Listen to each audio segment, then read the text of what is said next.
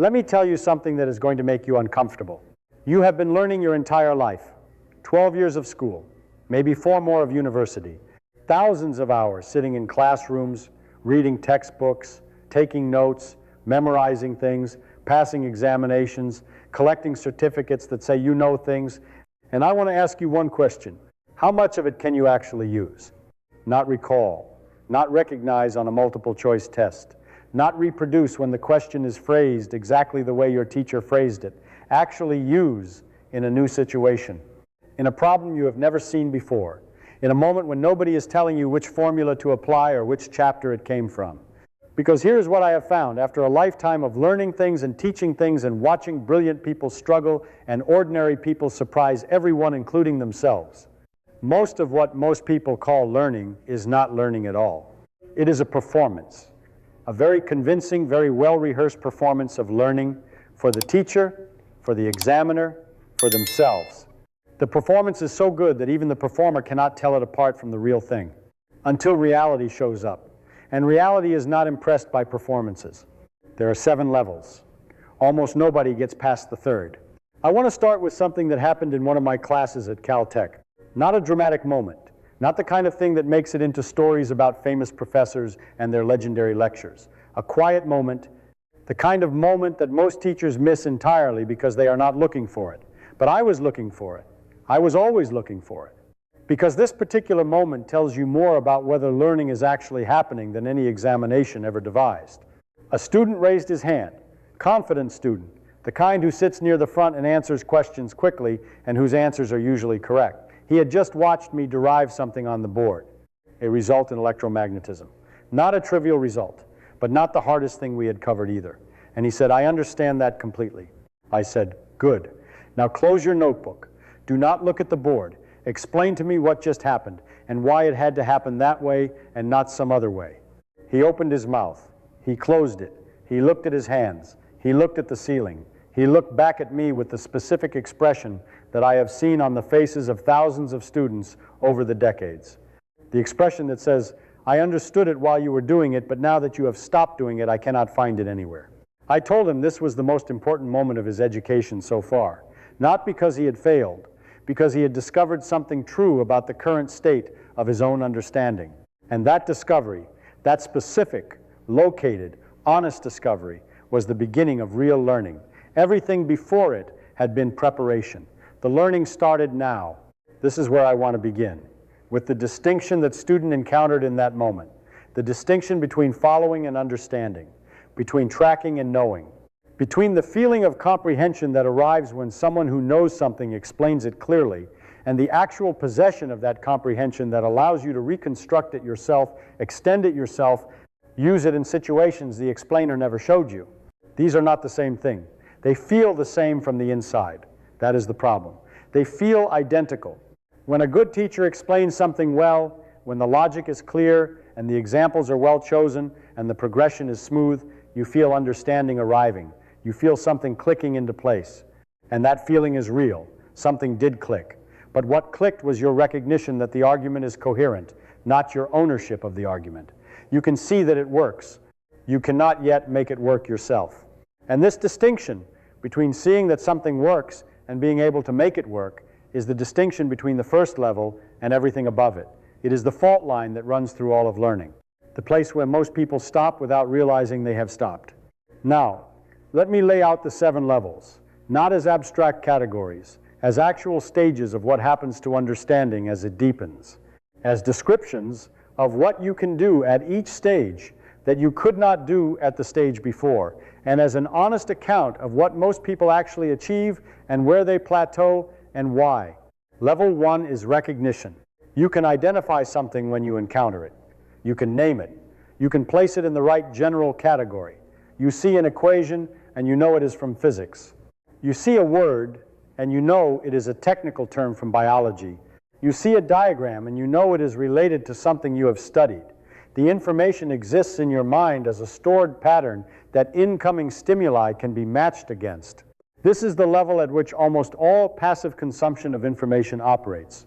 Reading without testing yourself, watching without pausing to reconstruct, attending lectures without attempting to reproduce the content afterward, You process the information. It leaves a trace. The trace is sufficient for recognition. It is not sufficient for anything else. And formal education, for the most part, rewards recognition as if it were understanding. Multiple choice examinations are recognition tests. Matching questions are recognition tests. Even many short answer questions, when they ask students to define terms or identify examples, are testing recognition and nothing higher. The student who has recognition and the student who has genuine understanding will perform identically on these assessments. And since the assessment is the feedback mechanism, both students receive the same signal. Both are told they understand. One does not. Level 2 is reproduction. You can reproduce a sequence, a derivation, a proof, an argument, a procedure. You have seen it done, and you have internalized the steps sufficiently that you can execute them in order and arrive at the correct result. This is a genuine advance over recognition. It requires holding a logical sequence in working memory and executing it correctly. It is what most homework and many examinations actually test. It looks, from the outside, quite a lot like understanding. But here's how you can tell the difference between reproduction and understanding. Change something. Rotate the problem 15 degrees. Modify one of the starting conditions. Ask the same question from a different angle.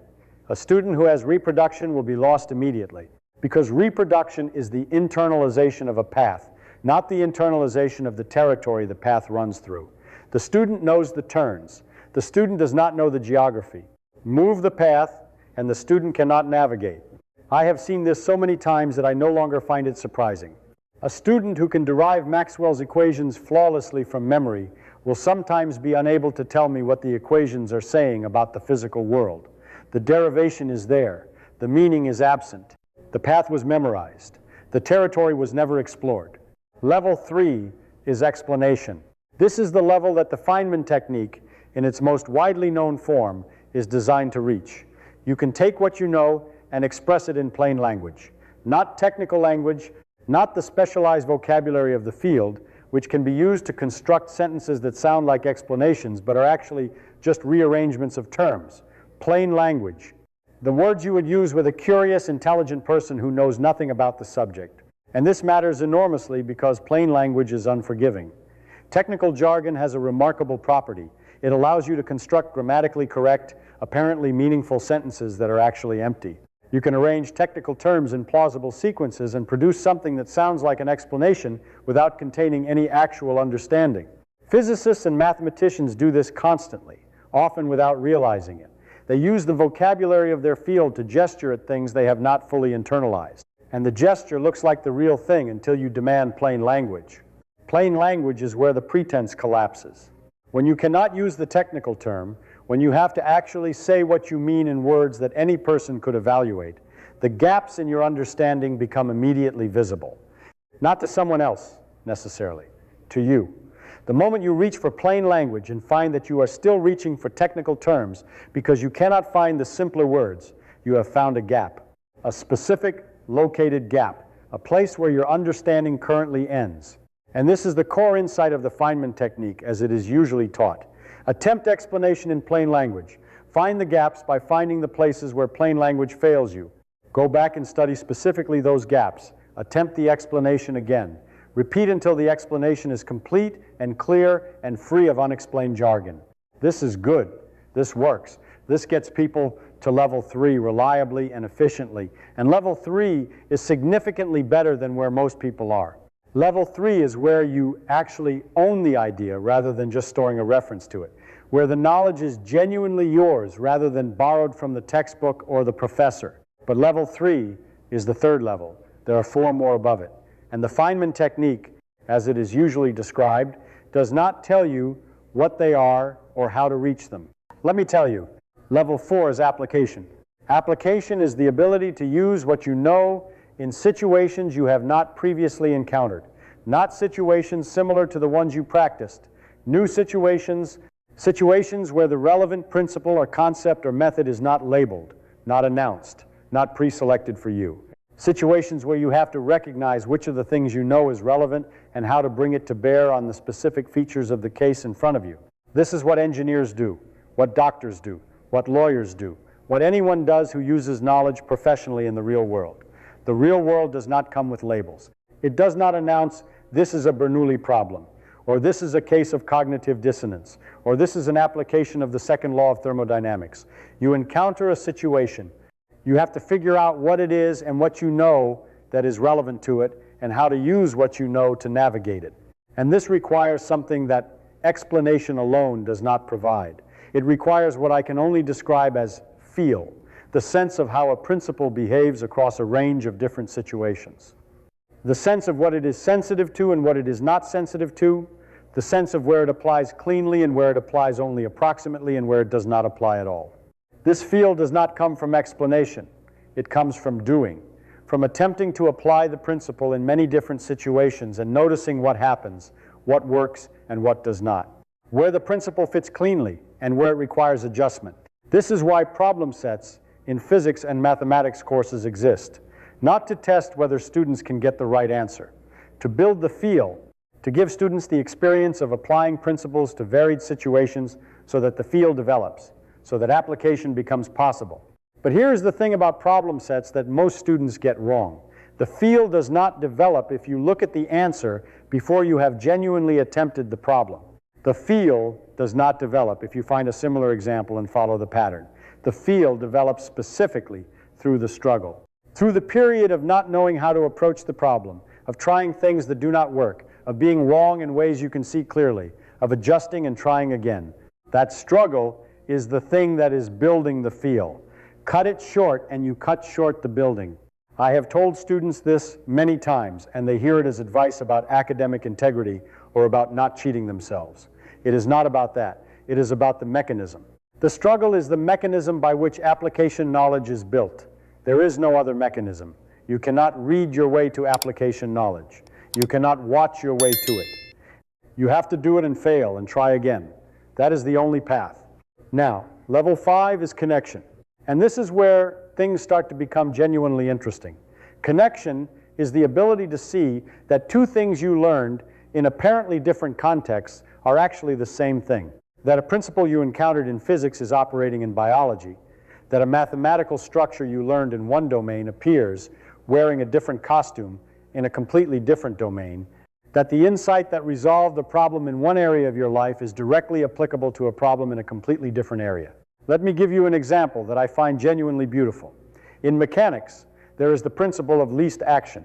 Physical systems evolve in such a way that a certain quantity, the action, is minimized. In optics, there is Fermat's principle.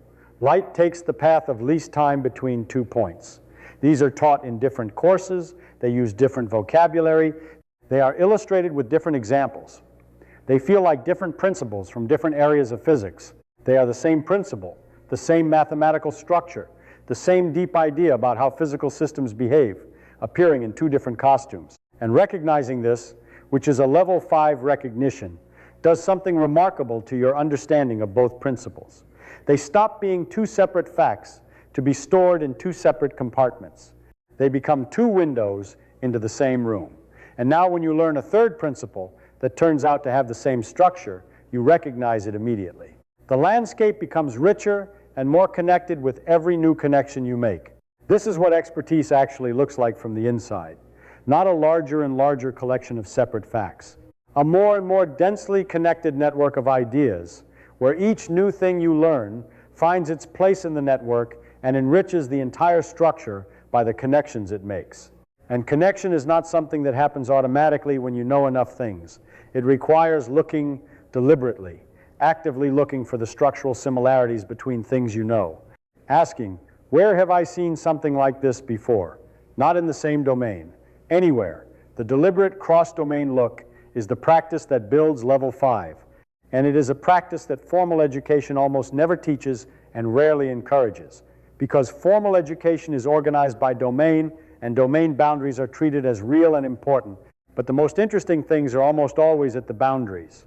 The most powerful insights are almost always the ones that cross them. Level 6 is generation.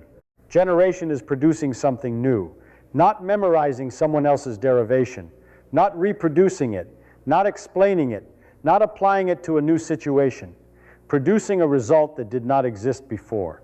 working through your own reasoning from your own understanding to arrive at a conclusion that you were not given.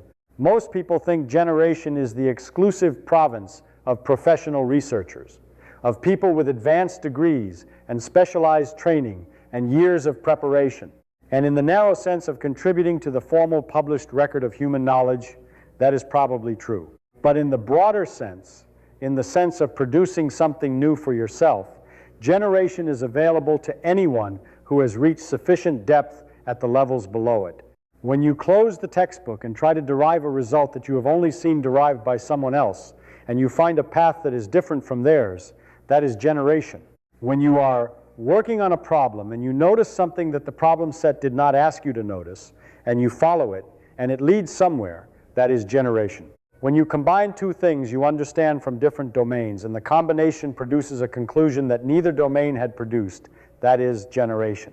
And generation, even small generation, even generation that produces nothing new to anyone but you, changes your relationship to knowledge fundamentally, because it proves to you, concretely and specifically, that the knowledge is genuinely yours, that it is not a borrowed thing, that you can work from it rather than just with it, that you are a producer and not just a consumer. This proof, this specific experiential proof, cannot be obtained any other way. You can be told that you understand something deeply. You can feel that you understand something deeply. But until you have generated something from it, until you have used it to produce something that did not exist before, you do not know whether the understanding is deep enough to be genuinely generative. The generation is the test, and passing the test changes what you believe about yourself and what you attempt next. And now, level 7.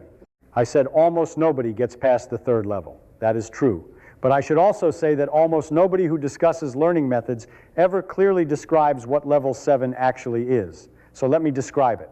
Level 7 is what I call dissolution. And it is the strangest level, the one that is hardest to describe, the one that sounds most like something a mystic might say rather than something a physicist might say.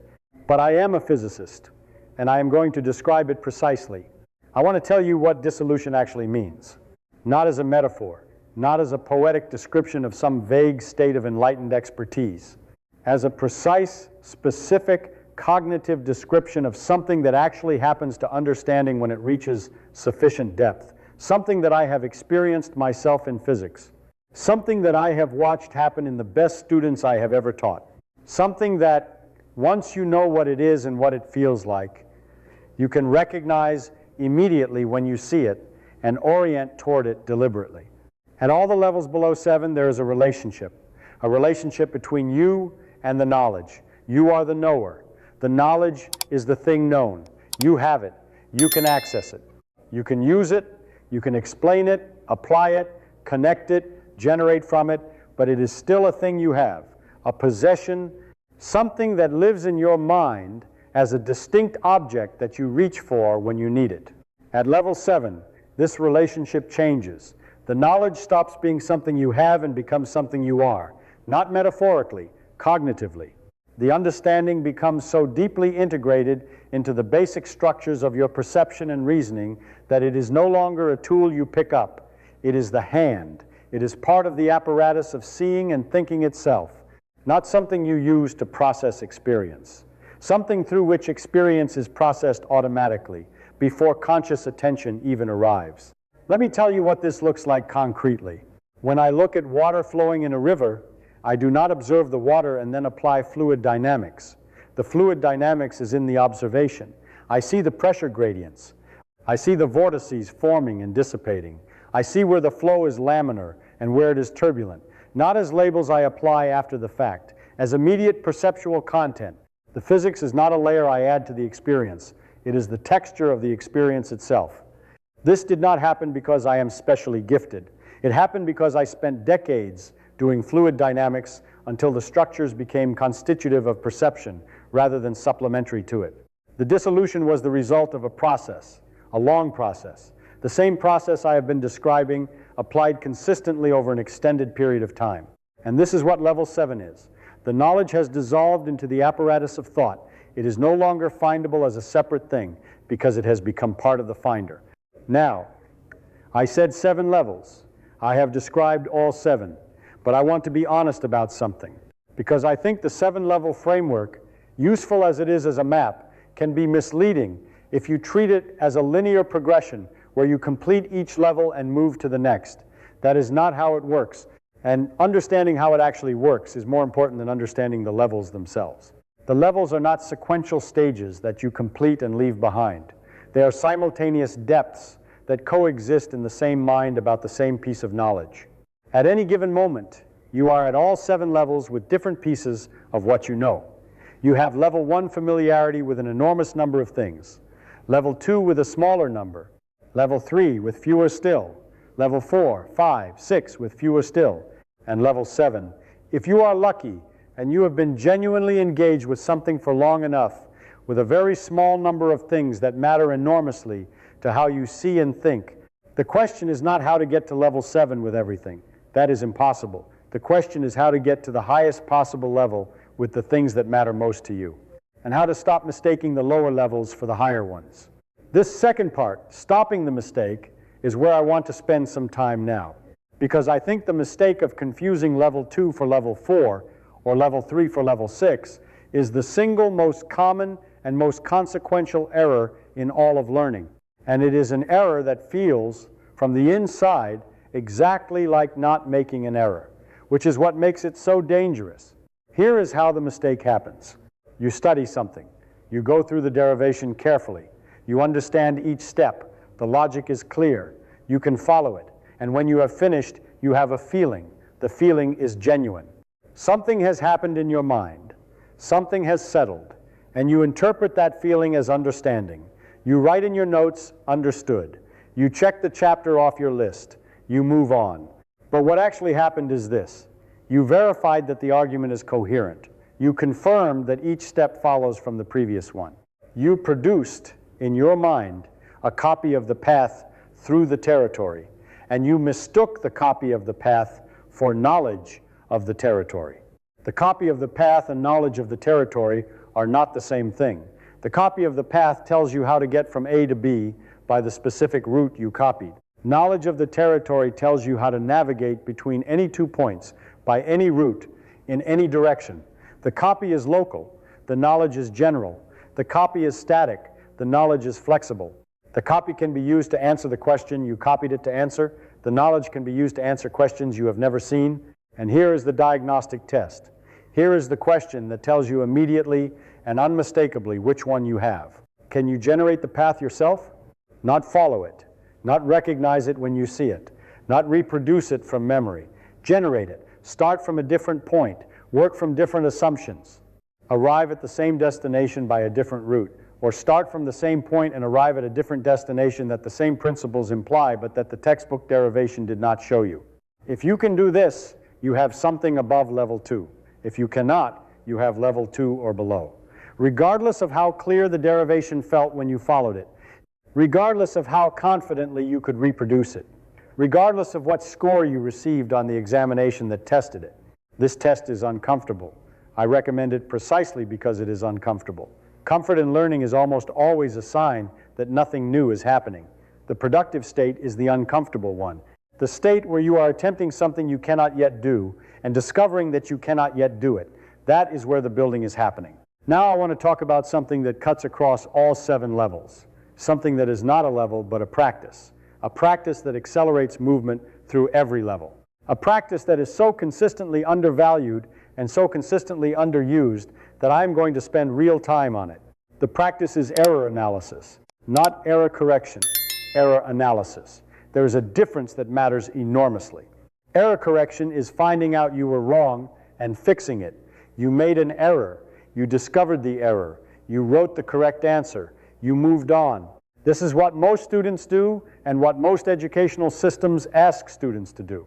It is useful, it is necessary, and it captures approximately 0% of the value that errors actually contain. Error analysis is finding out you were wrong and then asking seriously and specifically why. Not why in the sense of where did I make the arithmetic mistake, why in the sense of what did I believe about this situation that turned out to be false. What assumption was I making that led me here instead of there? What was the picture in my head that generated this response rather than the correct one? What does the fact that I made this specific error rather than some other error tell me about the current state of my understanding? This is a different kind of attention, and it produces information of a completely different kind. Error correction tells you what the right answer is. Error analysis tells you what is currently wrong with your model. And wrong models are what need to be fixed. Right answers are the symptoms of correct models. Fix the model and the right answers follow automatically. Chase the right answers without fixing the model, and you will keep making the same class of error in new situations. Let me give you an example of what error analysis actually looks like. A student is working on a problem in mechanics, a block on an inclined plane. The student gets the wrong answer. Error correction says, the correct answer is this. You should have decomposed the force into components along the incline. The student writes down the correct method and moves on. Error analysis says, why did the student not decompose the force into components? What was the student's mental model of the situation? Was the student thinking of the incline as a flat surface and applying formulas for a flat surface? Was the student confused about which direction is down in the coordinate system? Was the student applying a formula from a previous problem without checking whether it applied here?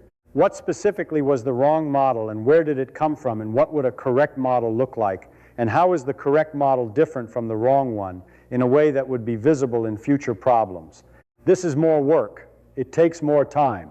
It is also roughly 10 times more valuable, because what you extract from error analysis is a correction to the model.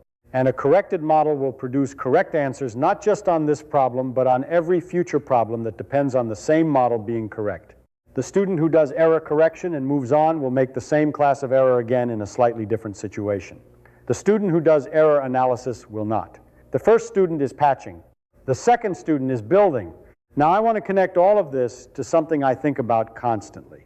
Something about the difference between the way most people approach learning and the way the most effective learners I have ever observed approach it. Most people approach learning as acquisition. Knowledge is a commodity that you acquire by exposure. You expose yourself to the material. The material enters your mind. You have acquired it. The more exposure, the more acquisition. The more acquisition, the more you know. Learning, on this model, is fundamentally a passive process. Something that happens to you when you sit in the right place and pay attention. The most effective learners I have ever seen approach learning as construction. Knowledge is not acquired, it is built. You have raw materials, your existing understanding, and you have new information arriving from outside, and the learning is the work of integrating the new with the existing, of finding where the new information fits in the structure you already have, of adjusting the structure when the new information does not fit, of identifying the places where the structure needs to be extended to accommodate the new information, of doing the work of building the extension. This is not a passive process. It is active. It requires effort. It requires the specific kind of effort that involves attempting things you cannot yet do and failing and analyzing the failure and trying again. And it produces something qualitatively different from what passive acquisition produces.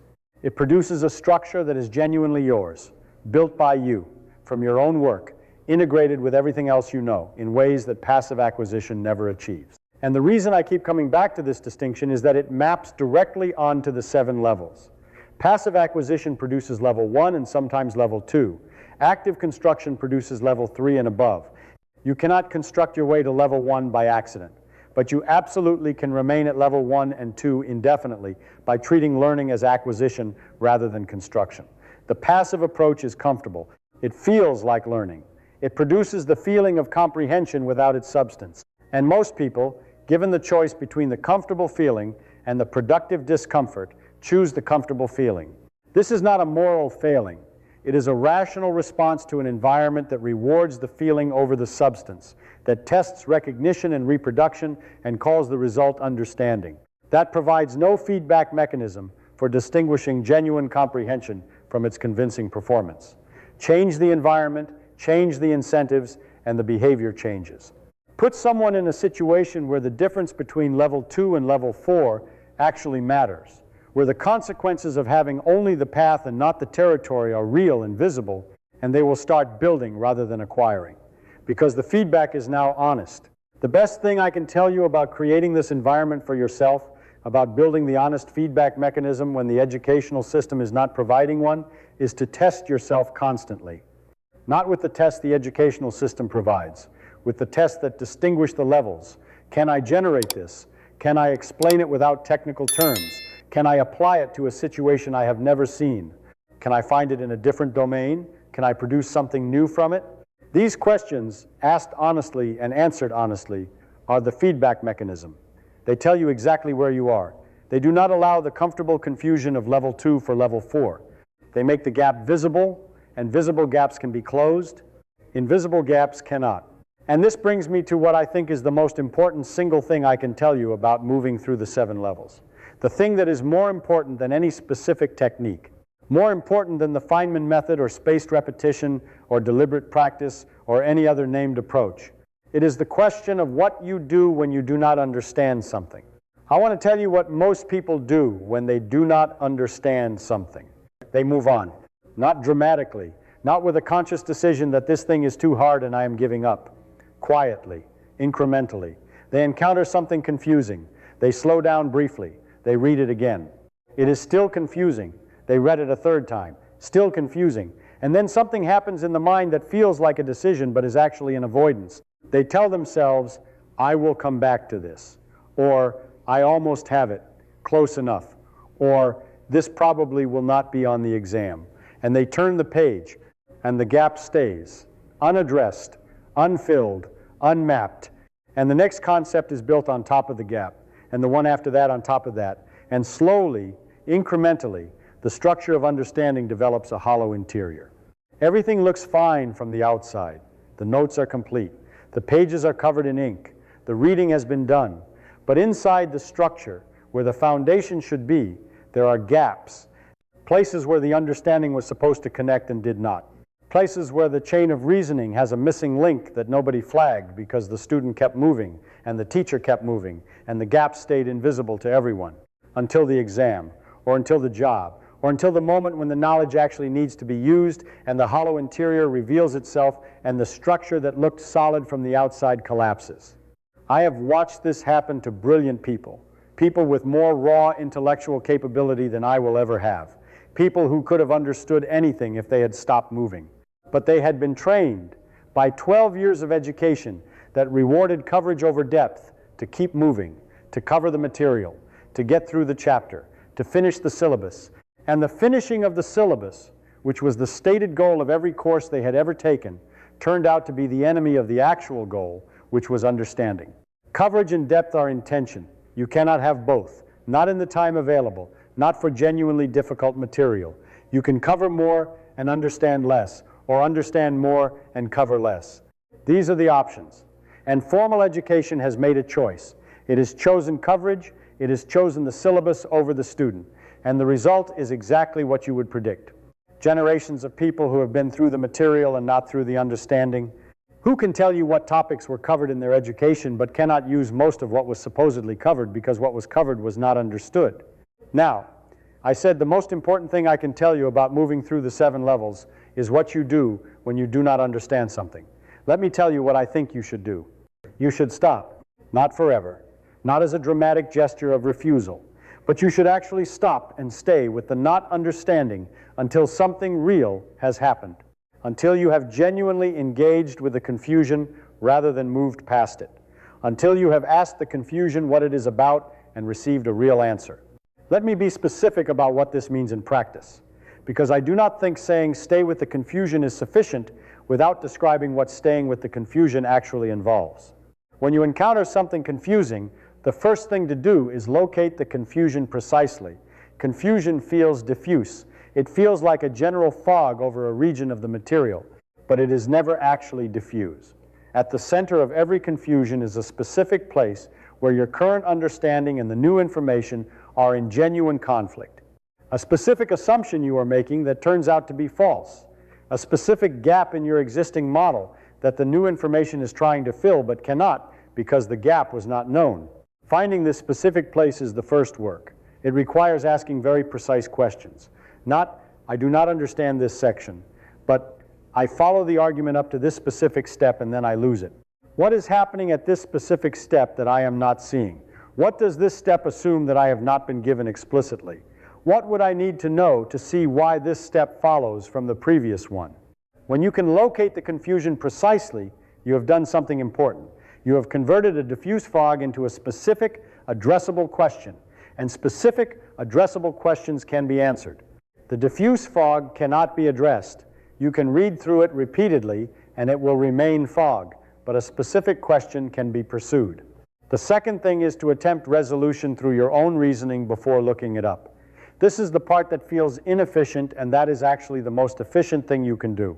Because the attempt at resolution, even when it fails, even when you spend 20 minutes reasoning in circles and making no progress, is building something. It is building the precise map of your own confusion. It is showing you not just where the gap is, but what shape the gap has, what it connects to, what it is adjacent to, what considerations are relevant, what the answer would need to do to fill it properly. And when you finally do look up the resolution, when you finally read the explanation or ask someone who knows, you bring this precise map with you, and the resolution lands in a prepared space. It fits into the gap that the reasoning has mapped. It integrates immediately with everything around it. It connects to the considerations you identified during your attempt. It makes contact with the adjacent understanding in multiple places simultaneously. This is not what happens when you look up the resolution immediately without the prior reasoning. Without the prior reasoning, the resolution lands in an unprepared space. There is no precise gap for it to fill. There is only a general region of confusion, and the resolution sits in that region like a piece of furniture in an empty room. Present, visible, retrievable when you look specifically for it, but not integrated, not connected, not part of the structure. The difference between these two experiences, the resolution that lands in a prepared space versus the resolution that lands in an unprepared one, is the difference between understanding and information storage. And it is produced entirely by the prior reasoning. The prior reasoning is what prepares the space. The struggle is what prepares the space. The inefficient, circular, apparently unproductive reasoning that most people skip is precisely the thing that makes the subsequent explanation actually work. Now I want to talk about something that is connected to this but goes deeper. Something about the nature of confusion itself that I think is fundamentally misunderstood by most people who think seriously about learning. Confusion has a reputation, and its reputation is bad. Confusion is the thing to be avoided, the thing that signals inadequacy, the thing that good students minimize and struggling students are trapped in. The goal of learning, in this view, is to eliminate confusion, to move from confused to clear, to understand things. And understanding means not being confused. This is exactly backwards. Confusion is not the opposite of understanding. Confusion is the process of understanding made visible. It is what understanding looks like from the inside while it is in progress. When you are genuinely confused about something, genuinely engaged with the specific tension between what you know and what you are trying to know, your mind is doing the most productive thing it can possibly do. It is attempting to integrate new information into the existing structure. And the confusion is the sensation of that integration in progress, of the structure being stressed by new information, of the old model being found insufficient and the new model not yet being fully built. The absence of confusion is not understanding. The absence of confusion might be understanding if you have done the work, but if you have not done the work, the absence of confusion is something much more dangerous. It is the absence of engagement, the absence of genuine contact between your mind and the material, the comfortable, frictionless, deeply unreliable state of reading words without encountering them, of processing symbols without confronting what they mean.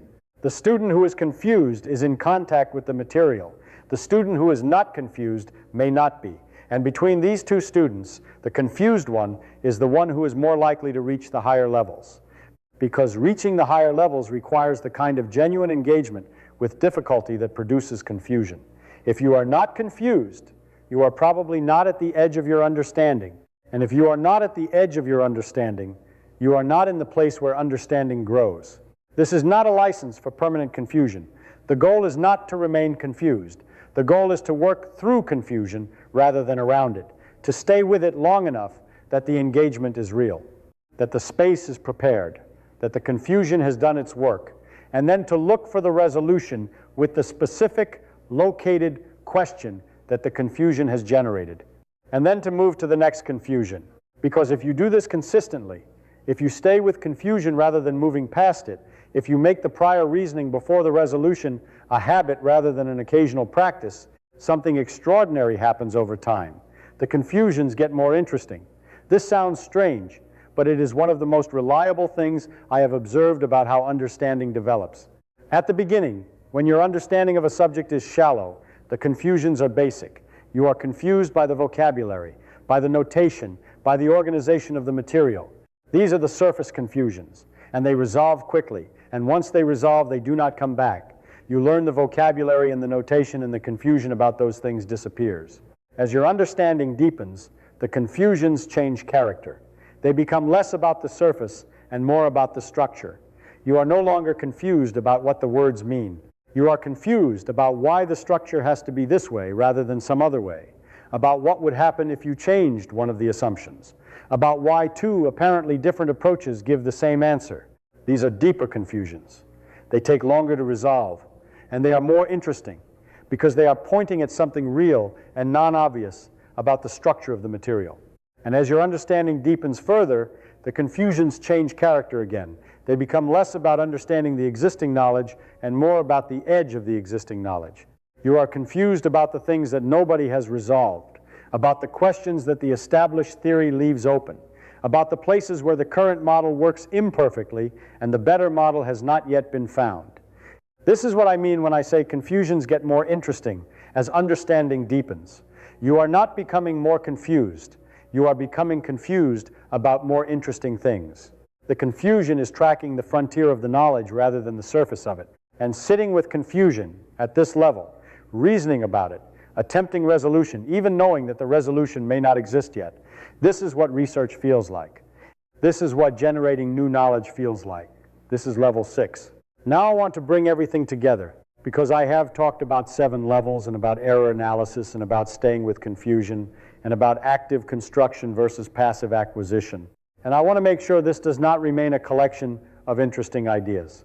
I want to give you something you can actually use, something concrete and specific and actionable. Here is the practice. I am going to describe it simply because simple is what gets done. Take one thing you think you understand, one concept, one result, one method, something from whatever domain you are most engaged with, something you feel reasonably confident about, something you have not questioned recently because it seems settled. Now attempt to generate it. Close every source. No notes, no textbook, no internet. Start from the most basic things you actually understand at a gut level and try to build your way to the result using only your own reasoning, not reproducing the derivation you have seen. Finding the path yourself. If the path you find is different from the one you have seen, that is interesting. If you find the same path, that is also interesting. If you cannot find any path, that is the most interesting of all. Because now you know something you did not know before. You know that your confidence in this result was not warranted at the level you thought it was. Whatever you find, you learn something real about the current state of your own understanding. And that real information about the current state of your understanding is the most valuable thing you can have, because it tells you exactly where to work next. Do this with one thing today, then do it with one thing tomorrow, then the day after. Not with everything. You cannot do this with everything, and you do not need to. Do it with the things that matter most to you, the things that are most central to what you are trying to understand, the things that your more advanced understanding depends on most heavily. Over time, this practice does something that nothing else I know does as reliably. It builds genuine ownership, real, deep, structural ownership of the material, not the comfortable illusion of ownership that comes from having read the material